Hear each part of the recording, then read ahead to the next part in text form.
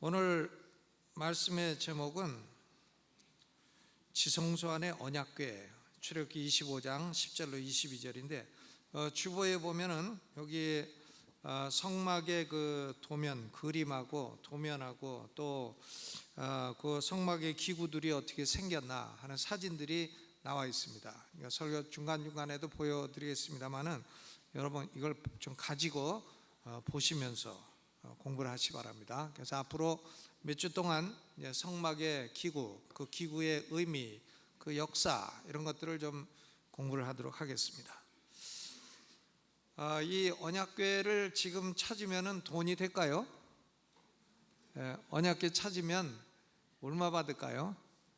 법궤 두 돌비를 찾으면 엄청난 부자가 될 겁니다. 언약궤를 누군가 찾으면 어마어마한 부자가 되는데 이제 돈은 받고 죽겠죠. 왜? 언약궤를 만지거나 열어보거나 해가지고 아마도 죽고 돈은 딴 사람이 받고 그럴 겁니다. 그래서 이 언약궤를 찾는 그런 영화가 종종 만들어졌어요. 1981년도부터 만들어진 영화가 인디아나 존스 보셨습니까? 거기 보면 제1편으로 나온 게 Raiders of the Lost Ark라고 하는 영화입니다. 그러니까 잃어버린 성막의 수색자라. 레이더는 이제 침략해서 가서 뺏어온다 이런 뜻이죠. 그러니까 잃어버린 성막의 수색자라 하는 게 우리말로는 그냥 레이더스라고 번역이 되어 가지고 나온 영화입니다. 그래서 이 성막의 수색자 레이더스라고 하는 영화의 배경이 된 지방은 어디냐면 오늘날 요르단이에요. 요르단에 가면 페트라라고 하는 어마어마한 돌산이 있습니다. 거기 이제 가서 돌산까지 구경하러 들어가는데도 1시간도 더 걸어야 되고 거기 다 보려면은 하루 종일 걸어도 다 못 보는 어마어마한 돌산입니다. 그 돌산에 사람들이 파가지고는 성전처럼 파가지고 만들어 놓은 데가 있어요. 그 안에 이제 이 인디아나 존스 주인공이 들어가서 이제 언약궤를 찾아오는 겁니다. 그러면 이 언약궤를 찾아오는 이런 영화를 왜 만들었나? 그것은 아돌프 히틀러라고 하는 독일의 독재자가요, 독일 군대를 아무도 물리칠 수 없는 절대 무적의 군대로 만들기 위해서 언약궤를 찾으려고 했어요. 그래서 히틀러가 언약궤를 찾으려고 했다 하는 것이 동기가 되어 가지고 이 인디아나 존스의 레이더스라는 영화가 만들어지게 되었던 것입니다. 여러분, 언약궤를 찾으면 돈이 될까요? 아마 엄청나게 되긴 될 겁니다. 그러나 언약궤는 찾을 수가 없을 겁니다. 이 언약궤는 모세가 기도하기를 민수기 10장 35절 36절에 궤가 떠날 때에는 모세가 가로되 여호와여 일어나사 주의 대적들을 흩으시고 주를 미워하는 자로 주의 앞에서 도망가게 하소서 이렇게 기도를 했고, 궤가 쉴 때에는 가로되 여호와여 이스라엘 천만인에게로 돌아오소서 하였더라. 그러니까 모세는 이 법궤가 나아가면 원수들이 물러가게 하시고 이 법궤가 정지하면 이스라엘 백성들에게 평안을 내려달라고 그렇게 기도를 했고, 결국 모세의 기도대로 이 법궤는 그대로 행진할 때는 원수를 물리쳤고 정지할 때는 백성들에게 평안을 주고 이런 역사를 이루었던 것입니다. 그러나 하나님이 언약궤를 만들라고 하신 것은 이 언약궤가 어떤 마술상자, 요술상자 이런 게 되도록 만드신 것은 아니었습니다. 이스라엘 역사 속에서는 이 언약궤를 마술적인 방법으로 사용을 하려다가 큰 실패를 본 그런 역사도 있습니다. 사무엘상 4장에 보면 엘리 제사장이 제사장으로 있을 때에 블레셋과 이스라엘 간에 전쟁이 일어났어요. 그래서 그것을 이제 아베크 전투라고 하는데, 이 전쟁이 일어났을 때에 1차 전투에서 이스라엘이 패배하게 되었습니다. 패배해서 4,000명의 군사가 죽게 되었습니다. 그래 엘리 제사장의 두 아들, 아주 불량한 아들이에요. 홈니와 비느하스는 당시에 실로에 있던 언약궤를 전쟁터로 모셔왔어요. 이 언약궤가 오면 우리가 승리할 거다. 그런데 그 결과는 이스라엘이 참패했습니다. 이스라엘이 보병 3만 명이 죽고 언약궤는 블레셋에게 빼앗기게 되었습니다. 왜냐하면 이 홈니와 비느하스는 아주 불량자예요. 제사장의 두 아들인데 나쁜 짓만 했습니다.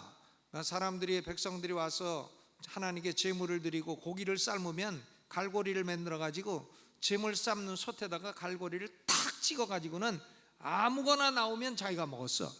그리고 자기 아버지도 주고. 그리고 또 이 성막에서 성소에서 수종 두는 여자들은 자기가 다 차지했어요. 그러니까 이 홈리와 비느하스는 굉장히 탐욕스럽고 정욕스러운 이런 사람들이었기 때문에 하나님이 그들과 함께하지를 아니했습니다. 그러니까 언약궤를 모셔와도 하나님이 그 전쟁터에는 함께 가지 않으셨어요. 그래서 전쟁도 치고 언약궤도 뺏기고, 그리고 홈리와 비느하스는 그 전쟁에서 둘 다 죽고, 그리고 아버지인 엘리 제사장도 나이가 98세가 되었는데 은퇴하지 않고 계속 제사장을 하다가 의자에 앉아 있다가 그 소식을 듣더니 뒤로 딱 넘어져 가지고 목이 부러져서 돌아가시게 되었습니다. 며느리는 마침 해산을 했고 해산하고는 죽었어요. 며느리가 죽으면서 우리 아들 이름은 이가봇이라고 지어라. 이가봇, 이는 떠나갔다는 말이고 가봇이라는 말은 입는 가봇이 아니라 카보드, 히브리어로 영광이란 말이에요. 영광이 떠나갔도다, 이렇게 됐습니다. 그러니까 이가봇. 여러분, 이 씨를 낳으면 아들 이름을 가봇이라고 절대 짓지 마세요. 이 가봇은 그건 영광이 떠나간 아들이다, 이런 뜻이니까요. 그래서 언약궤를 가지고 전쟁터에 나왔는데도 이기지 못하고 뺏긴 적도 있습니다. 그러니까 언약궤 자체가 무슨 마술 능력이 있는 게 아니라 언약궤와 하나님의 영광이 함께 할 때에 언약궤는 힘을 갖게 되는 것이고, 하나님의 영광이 함께 하지 않으면 언약궤는 그 어떤 힘을 갖고 있는 것이 될 수가 없는 것입니다. 그러면 언약궤는 무엇이고, 언약궤는 어떻게 만든 것이고, 또 언약궤의 역사가 이스라엘에서 어떤 역사를 이루었고, 그리고 이 언약궤는 중요한 게 그 의미가 뭐냐, 이 세 가지로 나누어서 생각을 해보고자 합니다. 먼저 언약궤는 어떤 구조를 가지고 있나, Structure of the Ark, 언약궤의 구조. 이 언약궤라고 하는 단어는 구약 성경에서 200번 이상 사용된 단어입니다. Ark, ARK 200번. 그리고 그 명칭도 언약궤 한 가지 이름만 있는 게 아니고 22가지 이름이 있어요. 출애굽기 25장 14절에는 그냥 궤라고 불리었고, 사무엘상 4장 6절에는 여호와의 궤, 또 사무엘상 4장 18절에는 하나님의 궤, 여호수아서 3장 6절에는 언약궤, 그리고 출애굽기 25장 22절에는 증거궤, Ark of the Testimony. 왜냐하면 증거판 2개가 거기 들어있기 때문에 증거궤. 그리고 출애굽기 39장 35절에는 법궤라고도 불렀습니다. 그러니까 언약궤, 법궤, 증거궤, 다양한 이름으로 불리운 것이 바로 이 언약궤입니다. 저는 이제 일관성 있게 언약궤라고 하는 이름을 사용을 하겠습니다. 신명기 10장 5절에 보면 이 언약궤를 모세가 만들었다 그랬어요. 모세가 말하기를 여호와께서 내게 명하신 대로 그 판을 내가 만든 궤에 넣었더니 지금까지 있느니라. 그러니까 누가 만들었나? 모세가 만들었죠. 그러나 모세가 무슨 기술자는 아니에요. 나무 자르고 나무 붙이고 이런 기술은 없죠. 그러니까 출애굽기 37장 1절을 보면 부살렐이라는 기술자를 고용을 해가지고 이 부살렐이 성령의 감동으로 나무를 만드는 이런 기술을 갖게 되었어요. 그래서 부살렐이 조각목으로 궤를 만들었다 그랬습니다. 그러니까 시내산에서 모세의 감독 아래 부살렐이라고 하는 사람이 하나님이 모세에게 주신 계시 그대로 언약궤를 만든 것입니다. 출애굽의 연대가 BC 1446년이기 때문에 언약궤를 만든 연대도 BC 1446년이나 47년 이때에 만든 것이다, 이렇게 볼 수가 있습니다. 이 언약궤를 만든 재료는 조각목이라고 그랬어요. 조각목은 신명기 10장 3절에 보면 시딤나무라고도 불리었습니다. 시딤 지방에 많은 아카시아 나무입니다. 아카시아를 아시죠? 이 아카시아 나무는 꽃은 향기롭고 하얀 꽃이고, 꽃은 또 먹을 수도 있고, 아카시아로 껌도 만들고 떡도 만들고 이렇게 했고, 우리는 어려서 아카시아 꽃을 많이 따먹었어요. 근데 지금은 아카시아 꽃 먹기가 힘들어. 왜? 이 공해가 많아가지고 꽃도 막 공해가 있어가지고 먹기 어렵죠. 그러나 어려서는 아카시아 꽃도 많이 먹었습니다. 근데 이 아카시아는 꽃보다도 나무가 견고하고 내구성이 많고 벌레가 침투하지 못하는 나무예요.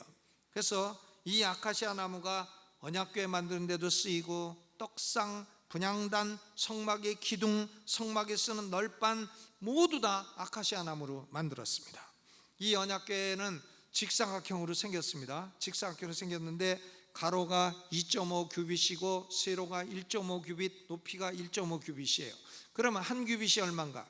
요 팔꿈치에서부터 사람 손가락 끝인데, 손가락 끝도 뭐 엄지도 있고 검지도 있고 다 있는데 어디 끝이냐? 바로 중지 끝이에요. 중지. 가운데 제일 긴 손가락 끝까지, 여기 팔꿈치부터 중지 끝까지가 한 규빗입니다. 그런데요, 이게 규빗이라는 게 이스라엘 사람 팔 길이하고 애굽 사람 팔 길이하고 블레셋 사람 팔 길이하고 손 길이하고 다 달라요. 그렇기 때문에 한 규빗이 정확하게 몇 센치인가 그 모릅니다. 나라별로 달라요. 나라별.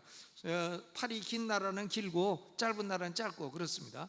그래서 일반적으로 애굽 같은 데는 50cm라고도 하고 이스라엘 백성들은 45cm라고 합니다. 그러니까 45cm가 일반적이에요. 그러면 2.5 규빗, 이 가로는 얼마냐면 116cm가 나옵니다. 45 곱하기 2.5 한 116, 115.5 이렇게 나오고, 또 이 세로는 1.5 규빗이니까 76cm가 나와요. 그러니까 이 상자는 113cm와 76cm, 76cm 되는 높이가 되는 그런 작은 상자다, 이렇게 볼 수가 있습니다.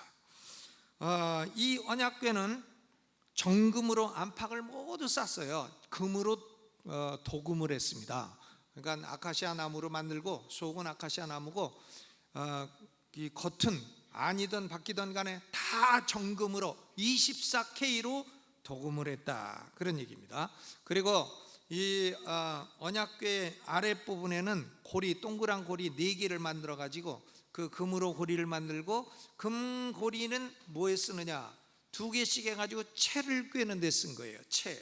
이 채도 역시 아카시아 나무로 만들고 금으로 도금을 했습니다. 그리고 이 언약궤를 둘 때에는 이 채를 빼지 말고, 뺐다 꼈다 그러지 말고 그대로 채를 꿰어 놓고 채를 빼내지 않는 상태에서 지성소에 놓아라, 이렇게 말씀했습니다. 그러니까 이 언약궤는 그저 사과상자 다루듯이 이렇게 아무렇게나 다루어서는 안 된다는 걸 알 수가 있습니다.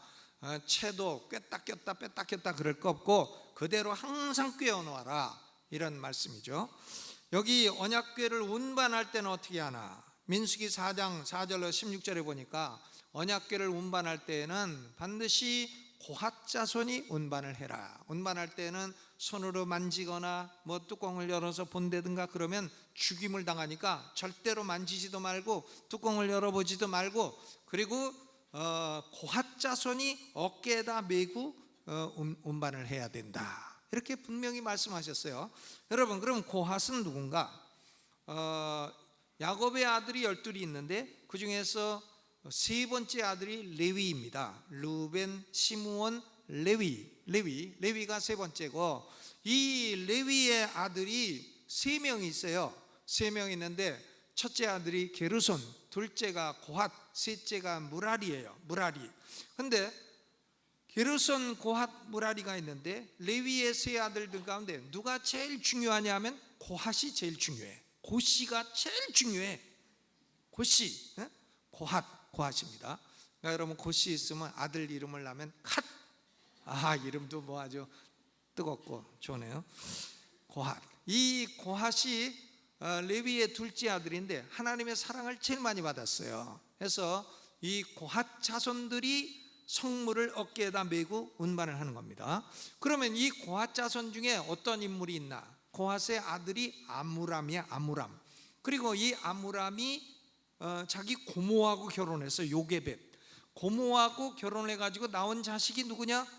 바로 모세와 아론이에요. 그러니까 모세와 아론은 고핫의 손자들인 것이죠. 그러니까 이 고핫이란 집안이 좋은 집안이라고 알 수가 있죠. 레위 지파 중에서 고핫. 근데 고핫의 손자들 중에 모세와 아론이 이제 지도력을 갖고 모세는 출애굽의 지도자가 되고 아론은 대제사장이 되고 아론의 아들들이 대제사장을 이어가게 되는 것입니다. 그리고 나머지 레위 지파 족속들은 일반 제사장이 되는 거예요.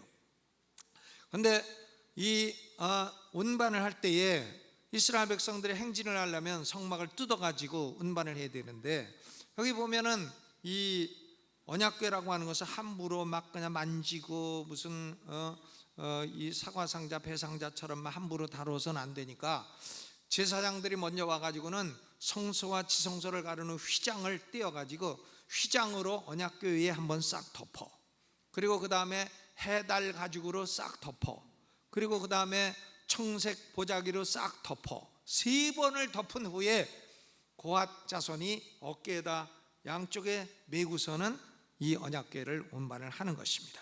그래서 이스라엘 백성들이 행진할 때에 언약궤가 맨 앞에 서고 제사장들이 운반하고, 고핫 자손이 없을 때는 제사장들이 운반할 수 있어요. 고핫 자손이 제일 좋고, 고핫 자손이 없을 땐 다른 제사장도 특별한 경우에는 운반해도 된다, 이렇게 말씀을 하셨죠. 그래서 보면 제사장들이나 고핫 자손이 어깨에 메고 갑니다. 그러면 여호수아서 3장 4절에 보게 되면 백성들은 약 2000규빗 900m 거리를 두고 뒤쫓아오라 그랬어요. 그러니까 법궤가 언약궤가 앞에서 가면 백성들이 4개의 진영으로 나눠 가지고 이 성막으로 동쪽에 진친 동남서북 순서로 행진을 쭉 해나가게 되는 것입니다. 이 하나님의 언약궤는 작은 것이라 해도 극도의 주의와 존경심을 가지고 대해야 된다 하는 걸 알 수가 있습니다. 이걸 발로 툭툭 차고 만지고 열어보고 이랬다가는 죽임을 면치 못한다 하는 걸 알 수가 있습니다. 이 언약궤는 중요한 게 뭐냐, 지성소 안에 딱 둡니다. 성소와 지성소가 있는데 지성소 안에 딱 두고, 언약궤 위판, 언약궤 맨 위판이 바로 속죄소라고 불리워요. 속죄소는 똑같죠. 언약궤하고 크기가 똑같이 만드는데 금판입니다. 금판으로 가로 113cm, 세로 76cm로 금판을 만들어 가지고는 해서 뚜껑으로 딱 덮는 겁니다. 이 언약궤의 윗뚜껑, cover of the ark, 이 언약궤 윗뚜껑이 바로 피를 뿌리는 것이고, 이 피를 보고 하나님의 백성의 죄를 용서해 주는 것이기 때문에 이 판을 가리켜 속죄소라고 부르는 겁니다. mercy seat, 하나님이 긍휼을 베푸는 장소라. mercy seat, 속죄소라고도 부르고 시운소라고도 부르는 것이 바로 이 언약궤의 윗뚜껑인 것입니다. 그리고 언약궤는 양쪽으로 천사를 만들었어요. 금으로 천사를 만들어 가지고 천사가 날개를 펴고 언약궤를 덮습니다. 속죄소를 싹 덮어요. 양쪽에서 날개를 펴서 덮고, 그리고 이 그룹 천사들은 얼굴을 들지 못해요. 하나님의 영광을 감히 쳐다보고 하나님에게 얼굴을 향하지 못합니다. 얼굴을 아래로 딱 향해야 돼요. 얼굴을 아래로 향해서 속죄소를 향하여야 된다. 천사들이라 할지라도 하나님의 영광을 감히 쳐다볼 수 없도록 그렇게 만들라는 것입니다. 이 언약궤 안에는 뭐가 들었나? 하나님이 모세에게 주신 2개의 증거판, 2개의 돌비, 10계명의 2 돌비를 넣으라고 했어요. 그러므로 언약궤를 증거판이 들어있다고 해서 증거궤라고도 부르는 것입니다. Ark of the Testimony, 증거궤. 근데 나중에 2가지가 더 들어가요. 뭐가 더 들어갔냐면 히브리서 9장 4절을 보면 만나를 담은 금항아리와 아론의 쌍난 지팡이, 이 2가지가 더 들어가게 됩니다. 그래서 언약궤 안에는 3가지가 들어있어요. 첫째는 10계명의 2 돌비, 또 하나는 만나를 담은 항아리, 그리고 또 하나는 아론의 쌍난 지팡이. 이게 무슨 다이아몬드가 들은 게 아니고 이런 게 들어있습니다. 이건 뭘 상징하나? 이것은 인간의 죄를 상징하는 거예요. 다 죄를 상징하는 겁니다. 10계명은 뭐냐? 인간이 10계명을 다 어겼어요. 10계명을 어긴 죄. 그리고 아론의 쌍난 지팡이는 뭐냐? 반역죄. 모세와 아론의 지도력에 반역해가지고 고라, 다단, 아비람, 온 이런 사람들이 뭉쳐가지고는 족장 250명과 함께 반역을 일으킨 반역죄. 그리고 만나는 40년간 광야에서 하나님으로부터 얻어먹고 그리고 살았음에도 불구하고 항상 불평해서 이 박한 식물 이런 걸 먹어가지고 맛도 없는 거 준다고. 애굽에 살 때는 부추도 먹고 고기도 먹고 했는데 이거 만나 먹고 맛도 없는 박한 식물 먹고 이런다고 항상 불평의 대상이 됐던 게 만나입니다. 사람은 이상해. 많이 주면 불평하고 안 주고 고생하면 잘해. 나중에 자식들 돈 많이 갖다 퍼주면 애 배려. 근데 그냥 한 푼도 안 주고 네가 알아서 살려면 살고 말려면 말라 그러면 나중에 잘 돼. 이상합니다. 근데 이스라엘 백성들은 40년 광야에서 만나를 그렇게 얻어먹고 이 만나가요 아주 가시처럼 생기고 하얗고 맛도 달콤하고 웨하스처럼 생겨가지고는 먹어도 고혈압도 안 생기고 당뇨도 안 생기고 요게 불로장승 아주 슈퍼푸드 중에 최고 슈퍼푸드 만나인데 이걸 40년간 쏙 공짜배기로 얻어먹고도 항상 불평했습니다. 사람은 공짜로 먹으면 불평합니다. 자기가 노력해서 돈 내고 먹어야 돼요. 여러분 저를 혹시 여러분 식당이라는 데서 운영해서 초청해도 공짜로 주지 마세요. 전 공짜로 먹기 싫어요. 돈 내고 먹습니다. 우리 카페에서도 내가 공짜로 먹나? 아닙니다. 나는 돈을 그때그때 내지 않고 돈 한꺼번에 주고 그만큼 빼라. 미리 줘요. 공짜 안 먹어요. 난 공짜가 싫어요. 왜 그러냐? 공짜로 한번 얻어먹었다가 머리 벗겨진 사람 공짜 좋아한다고 내가 그 소리를 들어갖고 지금까지도 40년 전에 들은 소리인데도 지금까지도 명심을 하고 있습니다. 그러니까 이 언약궤 안에는 뭐가 들어나? 인간의 죄가 다 들어있는 거예요. 죄가 들어있습니다. 이 죄를 속죄서 시온소가 딱 덮고 피가 그 위를 딱 덮어버리는 거예요. 그러니까 이 언약궤라는 건 뭐냐? 인간의 죄는 희생제물의 피가 덮어버린다는 걸 말씀하는 것입니다. 여러분 이 언약궤가 이스라엘 역사 속에서 어떤 일을 했나? 언약궤 자체는 하나님이 아닙니다. 그러나 언약궤에는 이 두 그룹 천사 사이에 하나님의 영광의 구름이 거기 임재해 계신 거죠. 하나님의 영광은 눈으로 볼 수 없습니다. 사람이 하나님을 볼 수 있나? 하나님은 볼 수 없어요. 하나님 봤다고 하는 사람은 귀신 본 겁니다. 하나님은 눈으로 볼 수 없는 분이에요. 볼 수도 없고 본 자가 아무도 없습니다. 모세도 하나님 얼굴을 뵌 적이 없어요. 그러니까 하나님은 볼 수 없는 분이에요. 그러나 하나님이 임재해 계실 때에는 하나님의 영광이 구름으로 나타나. 구름.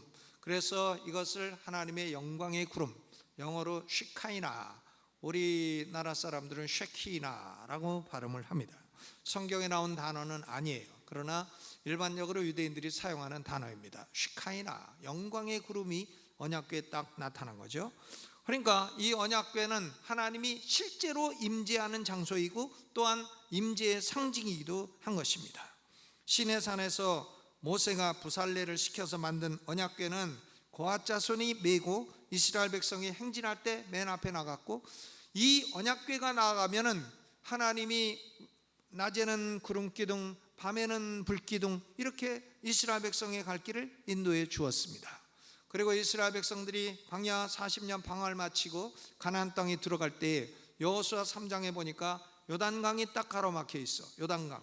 그런데 제사장들이 언약궤를 메고 요단강에 딱 발을 디디니까 요단강이 갈라져 가지고 멀리서부터 물이 내려오던 게 끊어지고 해서 이스라엘 백성들이 맨 땅처럼 요단강을 건너 가나안에 입성하게 되었던 것입니다. 어떤 분은 어떻게 강이 갈라지나 못 믿겠다 그러는데 전 믿습니다. 어떻게 홍해가 갈라지나 못 믿겠다 하는데 저는 믿어집니다. 하나님의 말씀으로 6일 동안 천지를 창조하셨는데 강 하나 못 갈라요? 6일 동안 천지를 지신데 이 천지가 얼마나 커요? 지구가 속해 있는 태양계, 수금지와 목토 천해명, 이 태양계 같은 게 우주에 수만 개가 있다는 건데 이 우주가 얼마나 커요? 상상할 수 없이 큰 겁니다. 우주가요. 우리가 살고 있는 그 지구는 그 중에서 아주 조그만 별이야. 이 지구에서 대한민국은 조그만 땅이야. 대한민국 서울에서도 서울은 코딱지만한 곳이야. 거기서 우리가 사는 아파트는 아주 작은 곳이죠.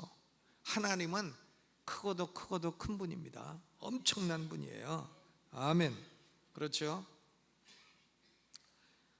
이 하나님이 강 하나 못 갈릅니까? 바다 하나 못 갈라요? 그냥 다 말려버릴 수도 있죠. 언약궤가 딱 나가니까 요단강이 쫙 갈라요. 요단강 도하에 언약궤가 앞장섰습니다. 그리고 가나안 땅에 들어가 가지고 제일 먼저 만나서 전쟁을 한 것이 여리고성이에요. 여리고성. 이 여리고성은 난공불락의 요새입니다. 근데 하나님이 여리고성을 물리치려면 너희 힘으로는 안 되니까 제사장들 7명이 앞에 딱 서가지고 양각 나팔을 가지고 돌아라. 그리고 제사장 7명 뒤로 제사장들이 법궤를 딱 메고 가라. 그리고 백성들은 뒤따라와라. 그리고 하루에 한 번씩 여리고성을 돌아라. 그리고 7일째 된 때는 7번 돌아라. 7번 돌고 나서 제사장들이 양각 나팔을 불어라. 빰빠밤 빰빠밤 빰빠밤. 난 나팔 소리가 그렇게 난다고 생각합니다. 나팔을 불고 백성들이 소리를 지르니까 여리고성이 안으로 무너져 버렸어. 어떻게 무너졌나? 와우 하면서 무너졌어. 와우 아파트처럼 무너져 버렸다 이거예요. 그러니까 이 언약궤는 요단강도 가르고 여리고성도 무너뜨렸어요. 언약궤는 엘리 제사장 시대까지 실로에 있었습니다. 실로. 예루살렘에 처음부터 가 있던 것이 아닙니다. 그런데 사무엘상 4장 6절로 7절에 보니까 엘리 제사장의 두 불량한 아들 홈니와 비느하스가 블레셋과의 전쟁터에 언약궤를 갖고 갔다가 블레셋에게 빼앗기고 말았어요. 자기들은 죽고. 그래서 언약궤가 블레셋의 도시에 7개월 동안 있게 됩니다. 블레셋 사람들이 이 언약궤가 뭔지를 모르니까 자기네 신 다곤이라고 하는 신, 그 신전 안에다가 같이 놓았어. 다곤 신전에 같이 놓았는데 그 다음날 일어나 보니까 다곤 신이 팍 꼬꾸라져 있네. 그래서 아이고 이 다곤 신 다리를 현찮게 만들었나 보다 해갖고 다시 세워놔. 근데 그 다음날 일어나 보니까 또 팍 꼬꾸라졌는데, 꼬꾸라졌을 뿐만 아니라 목이 부러지고 두 손목이 다 부러졌어. 만약에 그거 본드 붙여갖고 또 세워놨으면 그 다음날은 아주 다리까지 다 부러졌을 거예요. 그러니까 블레셋 사람들이 아이고 이 여호와의 언약궤를 우리 다곤 신전에 놨다가는 다곤 신 아주 다 부러지겠다. 다 부러지겠다. 그래가지고 다른 도시로 옮겨. 가드, 에그론 뭐 여러 도시로 옮겨가요. 그런데 옮겨가는 도시마다 독종이 생기고 환란이 생기고, 그러니까 할 수 없이 블레셋 사람들이 7달 동안 언약궤를 갖고 있다가 이스라엘에 돌려준 겁니다. 야, 이 언약궤 갖고 있다가 나라 망하게 생겼다. 이래가지고는 젖소 2마리 해가지고는 수레를 만들어가지고 블레셋에 가장 가까운 이스라엘 도시가 벳세메스입니다. 벳세메스. 지금도 이스라엘 가면 요바공항에 내려가지고 예루살렘 가다 보면 그 중간에가 벳세메스가 있어요. 이 벳세메스로 블레셋 사람들이 수레를 태워가지고 갑니다. 근데 암소가 눈물을 줄줄 흘리고 줄줄 흘리면서 그대로 가요. 돌아보지도 않고 갑니다. 벳세메스 사람들이 야, 언약궤가 돌아온다 해가지고 신기하니까 그 안에 뭐 있나 보자 하고 열어보다가 70명이 죽었어. 70명이. 언약궤는 만지지도 말고 안에 들여다보지도 말라고 하나님이 모세를 통해 분명히 말씀하셨건만 이 사람들이 죽은 이유는 성경을 공부하지 아니했기 때문이에요. 성경을 모르니까 언약궤를 들여다보다가 70명이 죽었습니다. 그러니까 벳세메스 사람들이 아이고 이거 우리 동네에 두지 마세요 이래가지고 기럇 여아림이라고 하는 것, 벳세메스 근처에 거기 아비나답이라고 하는 사람의 집에 언약궤를 모셔두고 20년 있게 됩니다. 아비나답. 근데 이상한 것은 이 아비나답이 20년 언약궤를 모셔도 별로 축복을 받지 못해요. 이상합니다. 하나님을 섬기고 해도 별로 축복을 받지 못하는 사람도 있어요. 아비나답과 같은 사람입니다. 다윗이 왕이 되었습니다. 몇 년도에 왕이 됐나? BC 잊지 마로 1010 BC 1010년에 왕이 되어가지고 나이 30에 왕이 돼서 7년 반을 헤브론에서 통치하고 33년을 예루살렘에서 통치했습니다. 다윗이 예루살렘에 가더니 맨 처음 하고 싶은 일이 뭔가 하면 언약궤를 예루살렘으로 모셔와야 되겠다. 이 다윗은요, 그 마음이, 하나님을 향한 마음이 아주 진실해. 다윗은 하나님을 향한 섬김과 믿음의 마음이 엄청나게 진실해. 그러니까 다윗이 하나님이 내 마음에 합한 자라 하고 다윗에게 어마어마한 복을 부어주신 줄로 믿습니다. 여러분, 예수를 믿어도요, 마음을 다해 믿으시기를 주의 이름으로 축원합니다. 믿는 건지 마는 건지, 그냥 하나님을 섬기는 건지 마는 건지 노는 건지, 믿는 건지 안 믿는 건지, 저 사람이 천국 갈 사람인가 지옥 갈 사람인가, 애매모호 아리까리, 그러면 안 되죠. 마음을 다하고 성품을 하고 뜻을 다해 내 주 하나님을 사랑하라 하고 그러지 않으셨어요. 그런데 다윗이요, 하나님 사랑하니까 언약궤를 예루살렘으로 모셔오는데 어떻게 모셔오나? 군사 3만을 거느려. 아니, 언약궤 모셨는데 군사가 뭔 필요 있어요? 고아자손 제사장들 모시고 가면 되는 거지. 군사 3만을 거느리고 수레를 새 거를 싹 만들어 가지고 벤츠, 메르세데스 벤츠를 딱 만들어 가지고는 기럇 여아림으로 가서 아비나답의 집에서 법궤를 딱 모셔다가 수레에 실었어요. 그리고 아비나답의 두 아들 우사와 아효가 이 수레를 몰고 갑니다. 몰고 가는데 예루살렘 근처에 가서 소들이 막 뛰는 거야. 소들이 뛰니까 뒤에 수레도 같이 뛰죠. 뛰니까 이 언약궤가 떨어지려고 해요. 그러니까 우사가 손으로 탁 만집니다. 떨어지지 말라고. 그러니까 만지라고 했어요? 만지지 말라 했어요? 만지지 말라 했는데 딱 만지니까 그 자리에서 죽었어. 그래서 다윗이 하나님이 우사와 충돌하셨도다 해서 그곳 이름을 베레스 우사라고 이름을 지었습니다. 그러면 이 언약궤를 누가 가져갈 건고 했더니 가드 사람 오벳 에돔이, 오시가요, 오벳 에돔이 우리한테 달라. 이 가드 사람이면요, 가드 출신 골리앗이라는 유명한 사람이 있어요. 이게 블레셋 도시입니다. 그러니까 오벳 에돔은 이스라엘 사람이 아니에요. 블레셋 사람이에요. 가드 사람 오벳 에돔이 우리 집으로 언약궤를 모셔오십시오 해가지고는 오벳 에돔 집에 3개월 언약궤가 있었는데 이 3개월 동안 하나님이 오벳 에돔의 집에다가 온갖 복을 다 부어주신 거예요. 온갖 복을 3개월만 복 받아도요 확 바뀝니다. 그러니까 이런 식이에요. 오벳 에돔 아들이 공부 못했는데 서울대학교 시험 봤는데 딱 붙었다. 오벳 에돔 딸이 아주 인물이 좀 비주얼이 안 받쳐주는데 장동건을 만나서 딱 약혼이 됐다. 그리고 오벳 에돔 부인이 복권을 그냥 심심해서 하나 샀는데 1등에 딱 붙었다. 또 오벳 에돔도 평소에 신경통, 관절염, 고혈압, 당뇨 있었는데 그게 그만 어느 날 싹 나았다. 뭐 이런 식이란 말이에요. 그러니까 3개월 동안 전심을 다해서 언약궤를 모셨더니 오벳 에돔이 엄청나게 복을 받게 되었어. 그러니까 다윗이 알게 됐습니다. 저 언약궤는 내가 수레를 만들고 군사 모시고 가서 모시러 올라간 게 아주 잘못이었구나. 내가 하나님 말씀을 몰랐도다. 그리고 다윗이 제사장들을 모시고 가서 오벳 에돔 집에서 언약궤를 하나님 말씀대로 어깨에 메고 그리고 예루살렘으로 오는 겁니다. 그러니까 아무 일 없어. 다윗이 너무 좋으니까는 춤을 추는 거야. 다윗이 춤. 저는 제일 못하는 게 있습니다. 뭐냐면 춤추는 거. 이걸 못해요.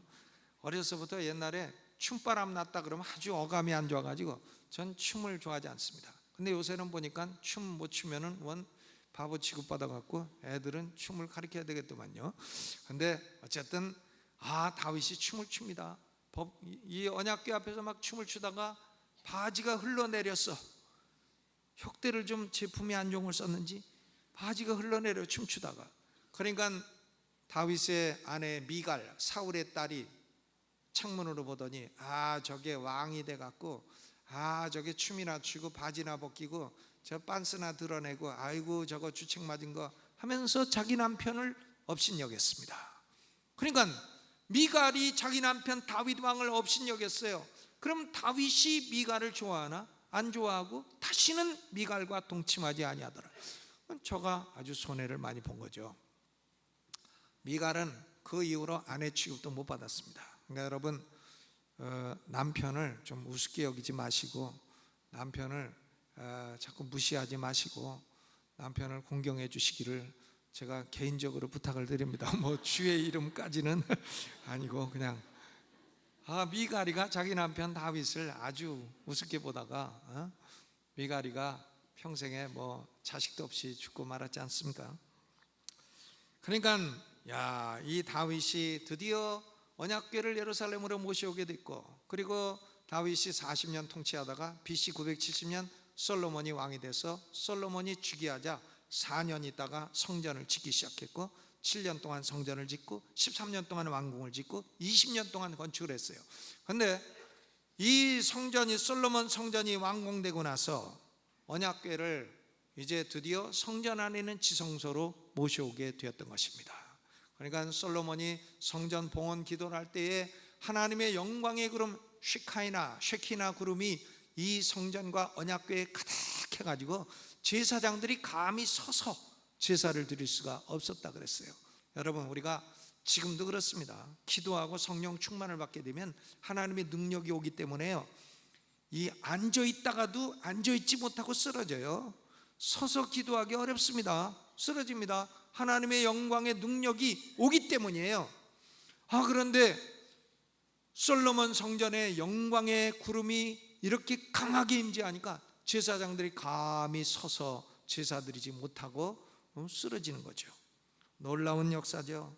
그런데 솔로몬 성전을 지어 그렇게 영광을 돌렸건만 유다 백성들은 하나님의 법을 어기고 언약을 어기고 죄를 짓고 우상 숭배하고 바알 숭배하고 계속 우상 숭배하고 죄 짓고, 그러니까 BC 587년 드디어 바벨론 왕 느부갓네살, 너가 아버지 갓네살이다, 느부갓네살이 와가지고는 성전도 싹 파괴해버리고, 그리고 그때 이 언약궤가 어디 갔는지 알 수가 없어요. 언약궤가 파괴되었는지 하여간 상실되었습니다. 70년 동안 포로 생활하고 BC 539년 고레식령으로 돌아왔는데 BC 516년에 수룹바벨의 인도로 성전을 짓게 돼요. 수룹바벨 성전이라고 하죠. 그런데 외경에 따르게 되면 이 수룹바벨 성전에는 언약궤가 있지 아니했다 합니다. 그러니까 언약궤가 그곳에 없었어요. 사라졌던 것입니다. 오늘날 보면 에티오피아에 언약궤가 있다는 얘기가 있어요. 그러나 그건 믿을 수 없죠. 그래서 에티오피아에 언약궤를 지키는 사람들이 있다는 겁니다. Keeper of the Ark, 언약궤를 지키는 사람들이 있다는데, 그 언약궤는 에티오피아의 최고 높은 종교 지도자도 본 적이 없대요. 그러니까 뭐 있는지 없는지 아무도 알 수가 없어요. 지금은 어쨌든 언약궤는 상실된 상태고 느부갓네살 때의 언약궤는 없어졌다. 그러니까 지금 뭐 언약궤를 찾는다고 해도 그건 뭐 고고학적인 가치가 있을지는 몰라도 별 영적인 의미는 없는 것입니다. 왜? 그 모든 예표는 예수 그리스도가 다 실제로 이루셨기 때문인 것입니다. 그러면 이 언약궤가 왜 그렇게 중요한가? 언약궤의 중요성은 네 가지가 있습니다. 첫째로 언약궤는 하나님이 당신의 백성들에게 계시의 말씀을 주시는 곳이에요. Place of Revelation, 계시의 말씀을 주십니다. 출애굽기 25장 22절에 거기서 내가 너와 만나고 속죄소 위 곧 증거계 위에 있는 두 그룹 사이에서 내가 이스라엘 자손을 위하여 네게 명할 모든 일을 네게 이르리라. 하나님이 언약궤 그 시카이나 영광의 구름 사이에서 모세에게 말씀하신다. 계시의 장소고, 두 번째는 하나님이 당신의 백성들의 기도를 들어주시는 장소예요. Place of answering prayers. 기도를 들어주시는 장소입니다. 여호수아가 여리고성을 와우 아파트처럼 무너뜨린 후에 조그만 성, 아이성이라고 하는 아주 작은 성, 거기를 침공했다가 그만 실패하고 맙니다. 이스라엘이 전쟁에 쳐요. 그러니까 여호수아서 7장 6절, 여호와의 궤 앞에서 땅에 엎드려 머리에 티끌을 무릅쓰고 기도합니다. 하나님이여, 여리고성을 무너뜨린 우리가 어찌하여 아이성에 졌습니까?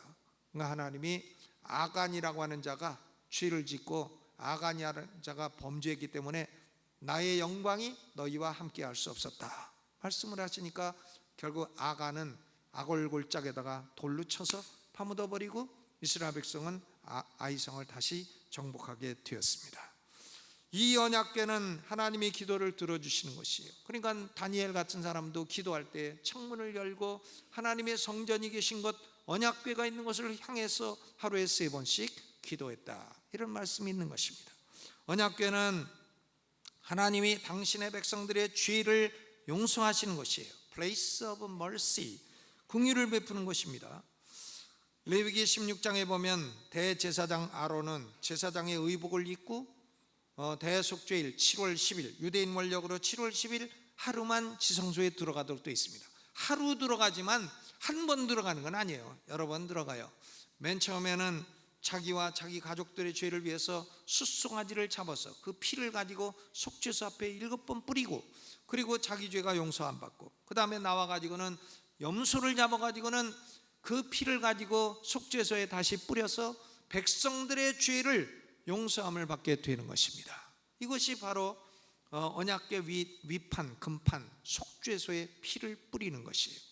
그러면 하나님이 백성들의 죄를 용서해 줍니다. 이것이 뭐냐? 바로 propitiation입니다. propitiation. 이 propitiation이라는 단어는 우리말로 그 적절한 번역어가 없어요. 속죄라고 번역을 하고 화목이라고도 번역을 하는데 적절한 단어가 없습니다. 화목제사 이렇게 번역하면 되겠는데, 이것은 죄인들을 향한 하나님의 진노를 제거하는 것입니다. 여러분, 사람이 죄를 짓죠. 사람이 죄를 짓습니다. 그러면 죄 져도 괜찮은가? 아닙니다. 하나님이 진노하십니다. 죄를 짓고 싶으세요? 지으세요. 그러나 기억하세요. 하나님이 진노하신다는 사실을요. 여러분, 점치러 다니시고 굿하시고 우상숭배하시고 그러지 마세요. 왜? 그것은 하나님의 진노를 초래하는 일이에요. 하나님의 진노를 초래하는 일입니다. 하나님만 전심으로 섬기면 돼요. 그러면 3개월만 섬겨도 온갖 복이 다 오게 돼 있어요. 하나님을 결심하고 전심으로 섬기시기를 주의 이름으로 축원합니다. 사람들이요, 저를 보고 아유 저거 피가, 저거 핏이, 아유 저게 무슨 복을 받나 그러지만요, 그렇게 나한테 비난하는 사람하고 저하고는 차이가 있습니다. 나는 내 평생을 다해서 전심으로 하나님을 섬기기로 젊을 때부터 헌신하고 지금까지 온 사람이에요. 그러니까 그거 하나 때문에 복을 받는 거죠. 내가 우리 애들이 있어도요 공부하라 소리 안 합니다. 우리 어머니가 저한테 공부하라 소리 해본 적이 없어요. 내가 대학 다닐 때 나가서 자빠져 자고 오든지 술을 처먹고 오든지 말든지 우리 어머니는 자유방임주의였어. 나는 그게 너무나 좋았어. 부모들이 자식 보고 이래라 저래라 몇 시에 들어와라, 난 그런 거 하고 싶지 않아요. 우리 애들한테도 그런 거 잘 안 하는데, 그래도 또 가끔 너무 늦게 들어오면 언제 오냐 이제 이런 건 좀 물어보죠.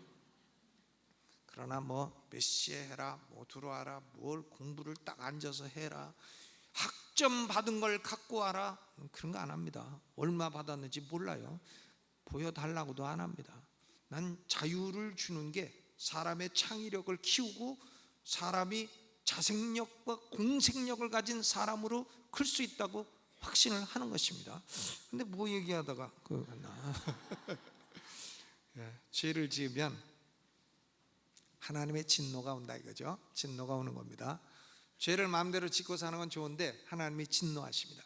그러니까 중요한 건 뭐냐? 우리가 죄를 안 짓는 인간은 없는데 어떡합니까? 그러니까 이 하나님의 진노를 달래주는 게 필요한 거예요. propitiation이라는 말은 하나님의 진노를 달래서 진노를 없애준다는 겁니다. 그게 propitiation이에요. 우리 나라에는 그런 개념이 있죠. 신봉사 얘기입니다. 심청이 아버지가 시력 장애인이에요. 눈을 보지 못하는데 그 왜 그렇게 됐나? 심청이는 생각하기를 용왕님이 진노하셔서 그렇다. 그러면 용왕님의 진노를 달래려면 어떻게 해야 되나? 내가 내 몸을 던져 용왕님께 드리면 진노가 달래지고 우리 아버지 눈을 뜨게 된다. 그것이 바로 심청전 아닙니까? 심청이가 임당수의 몸을 던지는 것이 propitiation이에요. 신의 진노를 달래는 것이라. 여러분, 예수 그리스도가 십자가에서 죽으시고 비아 돌로로사, 오늘 성가대가 부른 노래처럼 십자가를 지고 그 모진 고난의 길을 가시고 창의 옆구리를 찔려 물과 피를 다 쏟으시고 결국은 짐승 피가 아닌 자신의 피로 하늘에 있는 속죄소 앞에 뿌리실 때에 하나님은 당신의 택한 백성들에 대한 진노를 다 없애신 겁니다. 진노를 다 죄를 덮으신 거예요. 죄를 덮어버렸어. 속죄소 금판은 죄를 덮는 판이에요. 커버. 우리 죄가 아무리 많아도 예수 그리스도의 피가 딱 덮어버렸기 때문에 하나님이 진노하지 않으시는 겁니다. 그러니까 우리는 예수를 믿어야 그 피로 죄가 덮어져서 천국 가게 되는 것이죠. 아멘. 죄인된 인간이요, 예수의 피로 덮임 받지 않고 천국 갈 생각은 꿈에도 하지 마시기를 바랍니다. 그런 일은 있을 수 없어요. 언약궤는 계시의 장소고 기도를 들어주시는 장소고 죄를 용서하시는 장소고 하나님의 영광이 임재해 계신 것입니다. 영광의 구름이 딱 속죄소 위에 임재해 계시죠. 임재해 계시면 요단강도 갈라지고 원수도 무너지고 여리고성도 무너지고 역사가 나타나게 되는 것입니다. 그러나 하나님의 영광이 떠나가 버리면 언약궤 자체는 아무 의미도 없어요. BC 587년 유다 백성들이 포로로 끌려갈 때에 여호와의 영광은 성전에서 나와 버렸습니다. 나와 가지고는 예루살렘 동편산에 머물다가 바벨론으로 가버렸어요. 그러니까 그때 성전은 완전히 파괴되고 언약궤도 사라져 버리게 되었습니다.